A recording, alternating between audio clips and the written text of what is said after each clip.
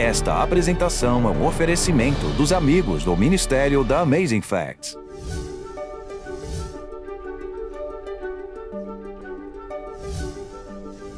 João Batista disse: arrependam-se, porque o reino dos céus está próximo. Se o reino dos céus já estava próximo há 2000 anos atrás, não está muito mais agora? Com certeza. Isto significa que a vida eterna está ao seu alcance, mas começa com o arrependimento. Olá, amigos! Nesta semana estamos falando sobre a ciência da salvação. O que significa nascer de novo, ter um novo coração? Jesus disse na mensagem à igreja de Laodiceia, na verdade eu vou ler, está lá em Apocalipse capítulo 3, versículo 17. Pois dizes, estou rico e abastado e não preciso de coisa alguma. E nem sabes que tu és infeliz, sim, miserável, pobre, cego e nu. Aconselho-te que de mim compres ouro refinado pelo fogo para te enriqueceres, vestiduras brancas para te vestires, a fim de que não seja manifesta a vergonha da tua nudez, e colírio para ungires os olhos, a fim de que vejas. Eu repreendo e disciplino a quantos amo. Sê, pois, zeloso e arrepende-te. E este é o tema da mensagem desta manhã. Vamos falar hoje sobre arrependimento verdadeiro. Antes que Deus possa lavar a mancha do pecado, temos que estar cientes de que existe uma mancha. O que ocorre quando você se aproxima de Deus? Precisamos da luz dele, que está em sua palavra. Você olha para a bondade e a glória de Jesus na cruz. Então, essa luz iluminará a nossa vida e veremos que há problemas nela. Vou lhe contar uma história rápida. Quando eu era pequeno, eu morava na Califórnia. Eu tinha 6 anos e morava com o meu pai. E o meu pai tinha um equipamento interessante lá no corredor de cima, perto do quarto dele. Era uma máquina de engraxar sapatos.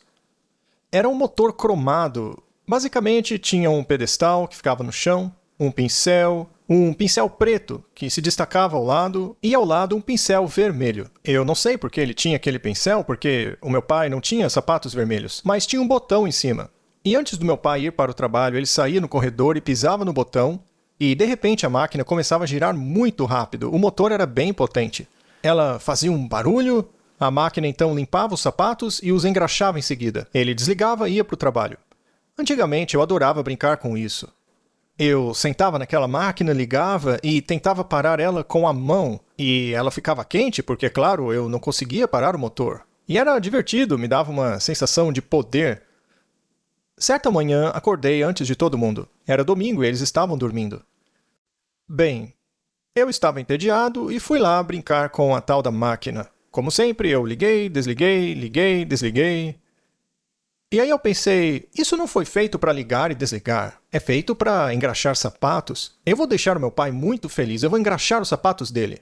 Então abri silenciosamente a porta do quarto dele, entrei na ponta dos meus pés e ali vi os sapatos. Eu então peguei 2 sapatos sociais pretos e os levei para o corredor, fechei a porta e fui engraxar os sapatos dele. Aí eu lembrei que tinha um pouco de graxa de sapato debaixo da pia do banheiro. Eu fui até lá, abri o armário e lá estava o frasco de graxa de sapato. Só que essa graxa de sapato era líquida, você tinha que usar um aplicador e eu não sabia disso. E lá estou eu tentando descobrir como funciona. Aí eu olhei para a lata de graxa preta e concluí que ia na escova preta. E eu arranquei a tampa do negócio e despejei uma grande quantidade de graxa naquele pincel preto. E liguei a máquina. E o pior aconteceu. Primeiro a máquina começou a pular porque tudo estava encharcado de um lado, ficou desequilibrado. A máquina começou a pular e ganhar velocidade e numa fração de segundo deu um piripaque na máquina e zzz! E de repente uma grande nuvem de spray da cor preta voou na parede, bem no rosto da pintura de um soldado espanhol que meu pai tinha na parede. Claro que manchou o teto, o carpete e tudo mais. Eu então instantaneamente apertei o botão e desliguei, porque eu sabia que aquilo não tinha funcionado. Olhei para tudo manchado de preto e pensei, uau, é melhor voltar para a cama. Eu não tinha como escapar daquilo. Então, simplesmente fui embora da cena e deixei tudo ali no corredor. Voltei para o meu quarto e agi como se estivesse dormindo. Eu dormia no mesmo quarto que o meu irmão e tinha outro meio-irmão ali no final do corredor. E pouco depois, eu escuto meu pai. Ele estava acordando, saindo da cama, mexendo em algumas coisas e meu meio-irmão também acordou e ele saiu do quarto. E então ouço meu pai fazer um barulho que nunca ouvi antes. Foi meio... E aí ele gritou o meu nome. Ele disse, Doug! Ora, por que ele está chamando o meu nome? Ninguém me viu fazer aquela bagunça. Além disso, podia ter sido os meus outros irmãos também.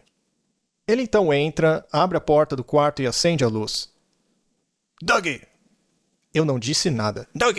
Oh não, acho que a coisa é séria. Aí eu fingi que estava acordando. Entra aqui! Aí eu saio devagar da cama, vou para o corredor. Acho que eu não estava sendo muito convincente. Ele então aponta para aquela bagunça preta e diz... O que você tem a dizer sobre isso? Sabe, eu queria contar a verdade, mas... eu fiquei com medo, porque a bagunça foi grande. E eu pensei que, como ninguém tinha me visto, não tinha como ele me acusar. Então eu disse, não. Eu não vou perguntar de novo. Você sabe alguma coisa disso aqui? Sabe, quando você mente a primeira vez, a segunda é mais fácil. Não. Ok. Então ele se senta em um banco que ficava bem ali no corredor. E ele disse, eu vou bater em você até me dizer a verdade. Ele então me pega, coloca sobre os seus joelhos e começa a dar palmadas no meu traseiro. E ao invés de confessar enquanto ele me batia, eu dizia, não fui eu que fiz isso. Mas algum tempo após a tortura eu não aguentei mais. Eu então disse, fui eu. Então ele me sentou e disse, eu não estou te batendo por ter cometido um erro, e nem mesmo pela bagunça, mas porque você mentiu para mim. Pare de chorar, vá ao banheiro e lave o rosto. Então eu fui choramingando até o banheiro, e eu subi num banquinho para alcançar a pia, e quando me olhei no espelho, vi que o meu rosto estava cheio de tinta preta. E eu olhando para o meu pai dizendo, não fui eu não sei quem foi. Deve ter sido um ladrão que entrou na casa e começou a brincar com a máquina de engraxar sapatos.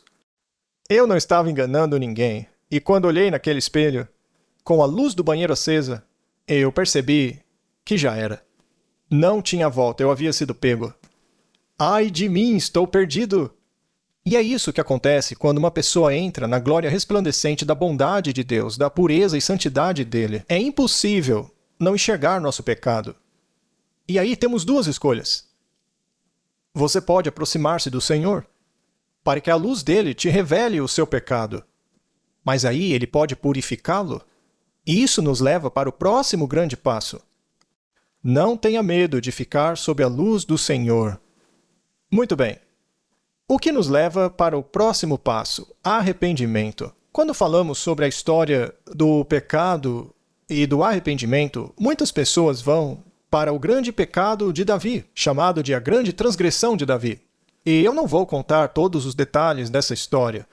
Todos nós já sabemos que Davi cometeu um grande pecado, um pecado terrível com Batseba. Ela era casada com um dos fiéis soldados de Davi chamado Urias. E Davi tentou Batseba. Ele a viu tomando banho, a chamou, ele a seduziu, eles se relacionaram, ela ficou grávida.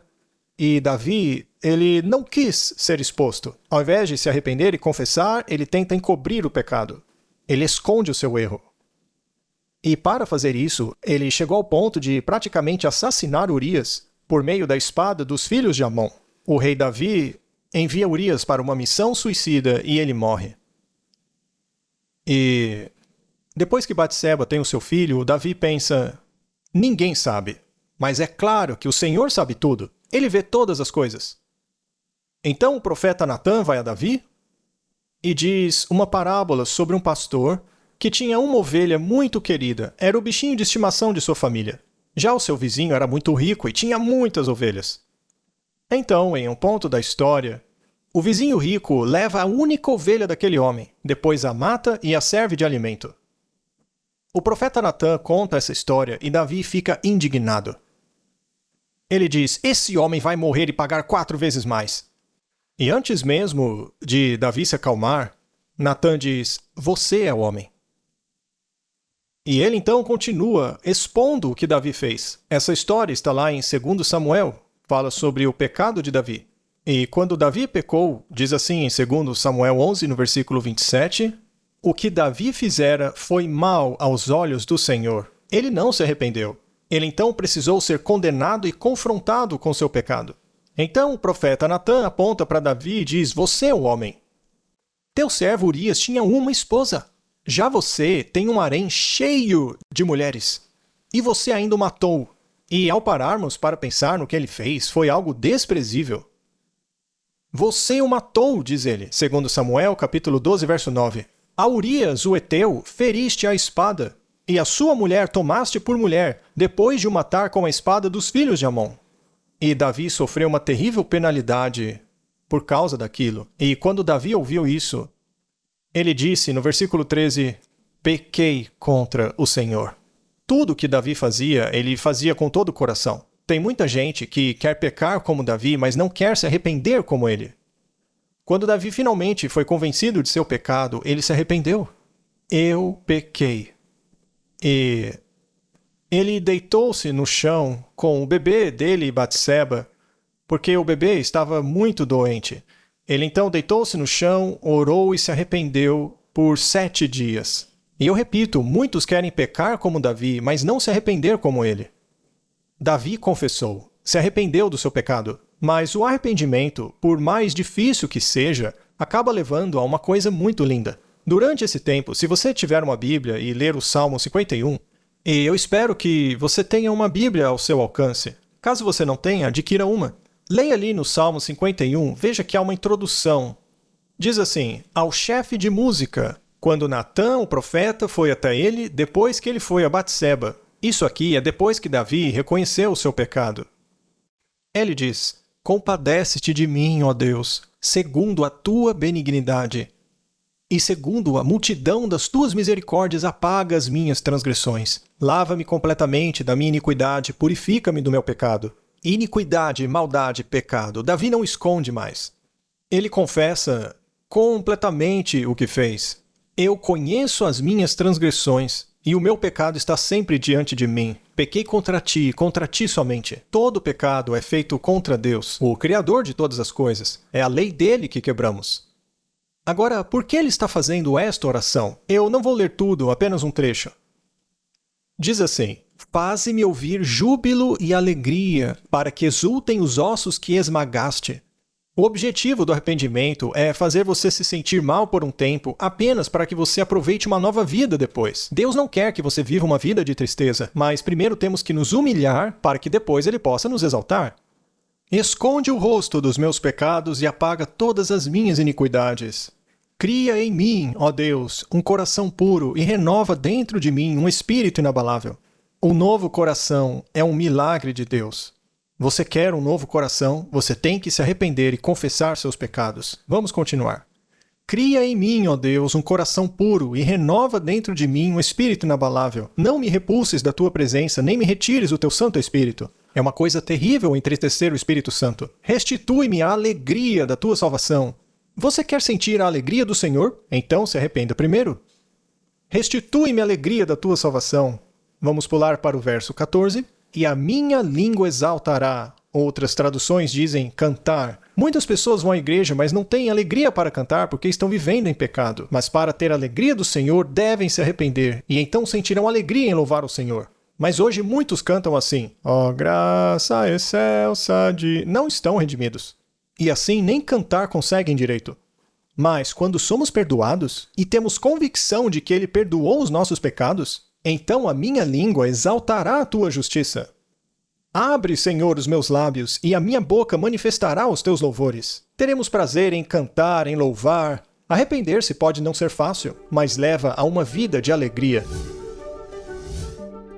Esperamos que esteja sendo abençoado pelo tema de hoje. Se desejar aprender ainda mais, não se esqueça de solicitar o brinde gratuito de hoje. Certamente será uma bênção que vai mudar sua vida. Temos um livreto digital inspirador que gostaríamos de lhe presentear. Você pode baixar uma cópia digital diretamente para o seu computador ou dispositivo móvel. Para receber sua cópia gratuita, acesse o site apresentado ou ligue-nos no número que aparece na tela. Agora está ainda mais fácil estudar a Palavra de Deus com a Amazing Facts, onde e quando você quiser e, acima de tudo, compartilhá-la com os outros. Gostaria de conhecer o plano de Deus para nosso mundo devastado? Motivantes e esclarecedores, os manuais de estudos da Amazing Facts trazem 27 lições temáticas baseadas na Bíblia. Cada manual de estudos apresenta respostas bíblicas relevantes para as perguntas mais importantes de sua vida. Não deixe seu futuro ao acaso. O que você está esperando? Peça seu kit completo de manuais de estudos hoje mesmo, acessando aflivraria.com.br.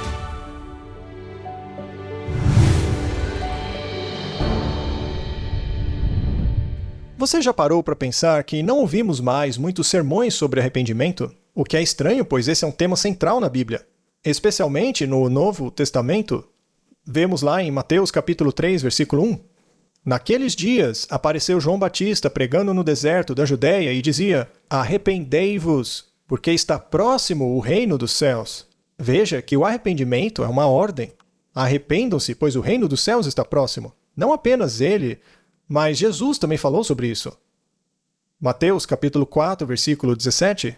Daí por diante passou Jesus a pregar e a dizer: arrependei-vos, porque está próximo o reino dos céus. Se o reino dos céus não estava próximo há 2000 anos atrás, não está muito mais agora? Com certeza.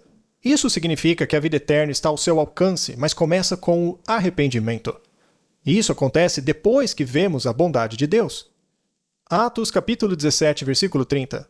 Ora, não levou Deus em conta os tempos da ignorância. Agora, porém, notifica aos homens que todos, em toda parte, se arrependam. Uma das coisas mais perigosas é a pessoa não entender a sua verdadeira condição. E muitas pessoas se contentam em ter emoções religiosas sem ter obtido um novo coração. Mas isso só começa com o arrependimento, e Jesus nos ordenou isso. O arrependimento não é apenas uma ordem, é um chamado. Lucas 5, verso 32. Não vim chamar justos, e sim pecadores ao arrependimento. Porque Jesus veio para chamar os pecadores. E quem se acha justo não vai entender esse chamado. Como os escribas e fariseus, muitos cristãos de hoje são mornos. Não têm o conhecimento real de si mesmos. Quando Nicodemos foi a Jesus, e veja, ele era um mestre em Israel. Todos gostariam que Nicodemos fizesse parte de sua igreja. Ele seria um respeitado ancião, um homem de Deus, um homem moral e generoso. Mas Jesus lhe disse: você tem que nascer de novo. E ele representa hoje muitas pessoas que passam pelos movimentos do cristianismo, mas não nasceram de novo. Jesus está nos chamando ao arrependimento, a sentirmos tristeza pelos pecados. O arrependimento não é apenas um chamado, é uma condição para a salvação. É algo que tem que acontecer. Veja Lucas capítulo 13. Jesus é muito claro. Eu vou-lo afirmo, se porém não vos arrependerdes, todos igualmente perecereis. Todos são todos têm que se arrepender ou morrerão. Portanto, o arrependimento é uma condição para a salvação. 2 Pedro 3, versículo 9. Deus não quer que ninguém pereça, senão que todos cheguem ao arrependimento. Ele quer que todos sejam salvos. O Senhor nos chama para termos essa experiência de arrependermos dos nossos pecados. Lá em Atos capítulo 2, nós lemos Pedro pregando no Pentecostes. O que Pedro faz lá é mostrar às pessoas a bondade de Deus. Elas veem o que fizeram ao seu Salvador e são convencidas do seu erro. Elas se comoveram e disseram a eles: o que faremos? E ele disse: arrependei-vos, e cada um de vós seja batizado em nome de Jesus Cristo para a remissão dos vossos pecados. O batismo é algo que acontece após o arrependimento e abandono do pecado. E recebereis o dom do Espírito Santo.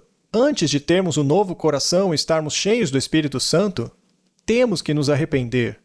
É por isso que Davi disse: não retires de mim o teu espírito, mas o arrependimento vem primeiro. Esta é uma condição não apenas para não perecermos, mas para sermos cheios do Espírito Temos que ser purificados do nosso pecado. Deus não pode nos purificar de nossos pecados até que reconheçamos o nosso pecado diante dele. Então, primeiro vem o arrependimento. Depois, o Espírito Santo. Mais um ponto sobre o arrependimento. O arrependimento é uma convicção. Romanos, capítulo 2, verso 4. Ou desprezas a riqueza da sua bondade e tolerância e longanimidade, ignorando que a bondade de Deus é que te conduz ao arrependimento. Temos que passar tempo com Jesus. E como fazer isso? Ora, é lendo a palavra de Deus. Isso é fundamental. E ao lermos a Bíblia com oração e humildade, Ele fala conosco. Quanto mais tempo você passar com Ele, mais será transformado à imagem dele. Você descobrirá que o arrependimento não é algo que acontece apenas uma vez. Tudo bem, no começo é poderoso, mas além disso, é necessário que morramos todos os dias. E se você pecar, não desanime. Se cair novamente, arrependa-se e levante-se. Continue a andar com o Senhor. Portanto, é uma condição para a nossa salvação.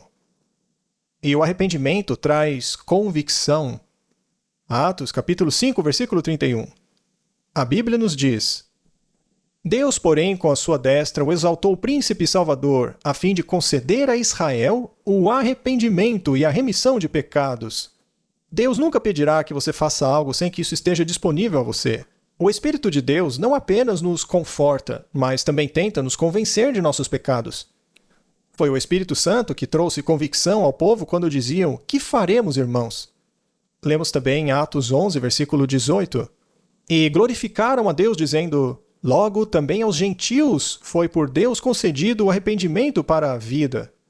Se você quer entrar na vida eterna, é preciso que haja arrependimento, o que, na verdade, é um dom dado pelo Espírito Santo. Muito bem. Pastor Doug, quer dizer que Deus quer que nos sintamos mal pelos nossos pecados? Sim, ninguém pode se sentir bem ao fazer o mal. Muitos dizem que não conseguem parar de pecar. Sim, você pode. Só precisa estar motivado para isso.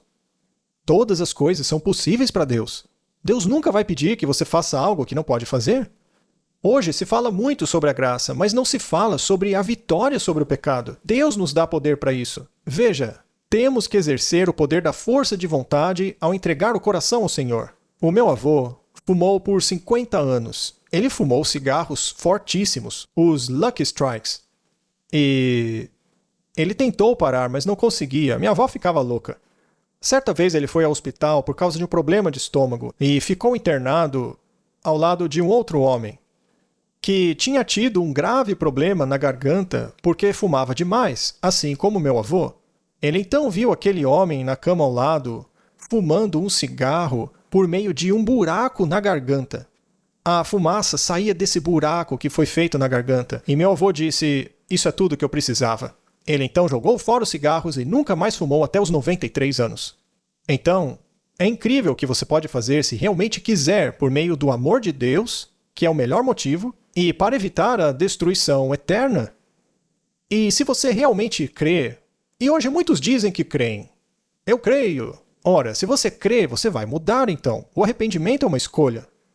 Atos 3,19. Arrependei-vos, pois, e convertei-vos para serem cancelados os vossos pecados. Deus exige que nos arrependamos, para que venham os tempos de refrigério da presença do Senhor. Uma vez vi uma placa em uma igreja que dizia: "Arrependa-se enquanto há tempo." Todos vão se arrepender quando Jesus vier, mas aí será tarde. Temos que nos arrepender hoje para receber o Espírito e sermos salvos. Marcos 1,15. Jesus disse: "O tempo está cumprido e o reino de Deus está próximo. Arrependei-vos e crede no Evangelho." Como eu disse, o arrependimento é uma escolha. Deus nos dá do seu Espírito para nos capacitar, mas você tem que fazer uma escolha. Deus está te convidando hoje a se arrepender e crer. Os dois andam juntos. Veja, se você diz que crê no Evangelho, mas não tenta se afastar do pecado, será que você crê mesmo? Se eu te disser agora que um raio vai cair exatamente onde você está em 15 segundos, se você acreditar nisso e ficar parado, você não acreditou. Se realmente acredita que o raio vai cair onde você está sentado em 15 segundos, você vai sair rapidinho de onde você está agora. Se você crê no Evangelho, você vai começar a fazer alguma coisa. Um certo pastor fez um ponto interessante sobre esse assunto. Devemos ter nosso próprio livre-arbítrio, arrepender-nos diante de Deus e crer em Jesus Cristo. A Bíblia ensina isso claramente. Essa experiência é amplamente apoiada. O arrependimento envolve reforma moral.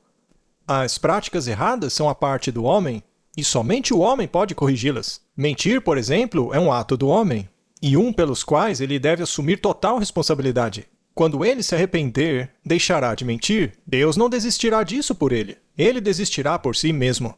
Deus não pode fazer o arrependimento por nós. É o nosso esforço, nosso desejo, nossa escolha de magnificar a graça.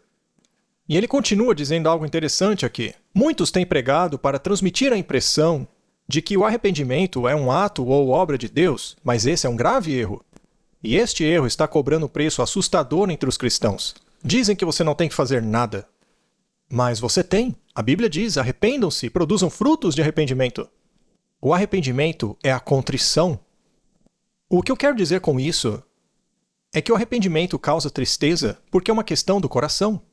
Quando entendemos que ferimos o Senhor, aquele que nos amou, que deu seu Filho, que morreu para nos dar um novo coração. É como aquele publicano que foi ao templo. Ele não ora como fariseu, que se acha o maioral e agradece a Deus por isso. O publicano bate no peito dizendo, Senhor, tem misericórdia de mim, sou um pecador.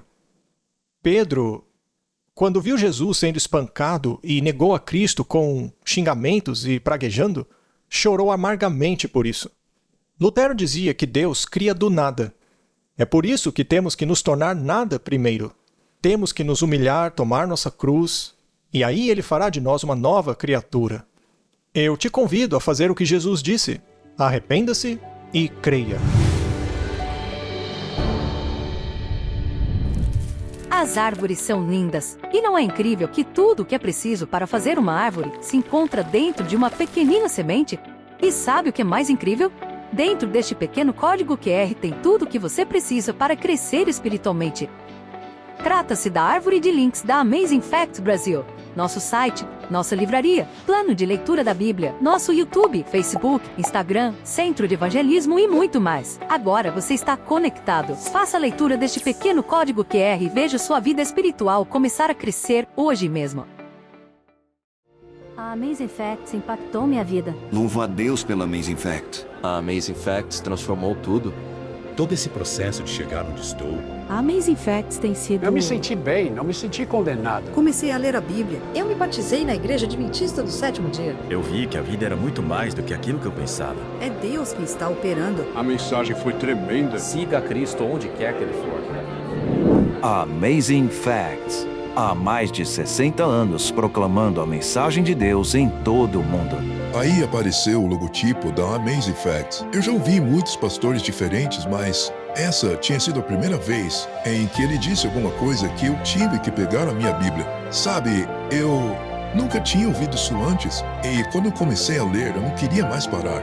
Eu comecei a dar estudos bíblicos, e cada um dos meus amigos começou a mudar, inclusive eu.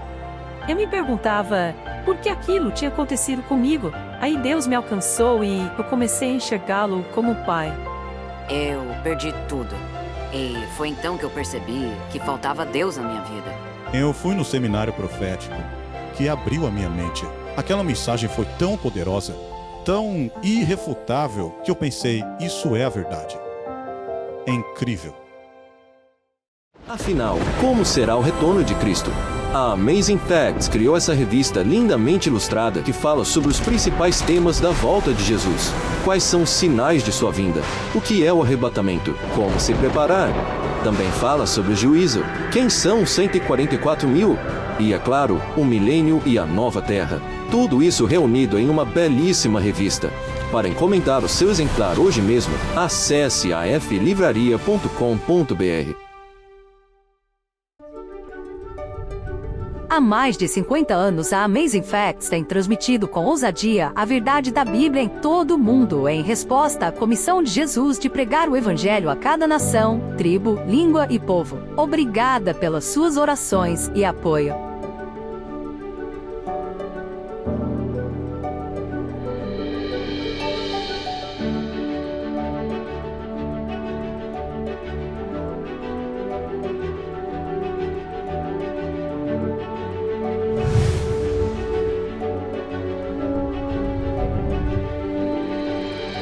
Não se esqueça de solicitar seu brinde gratuito de hoje. Vai ser uma bênção na sua vida. E obrigado pelo seu apoio de sempre, nos ajudando a levar o Evangelho de Jesus Cristo ao mundo. Esperamos que você esteja conosco na próxima semana, ao nos aprofundarmos na Palavra de Deus, explorando mais fatos incríveis.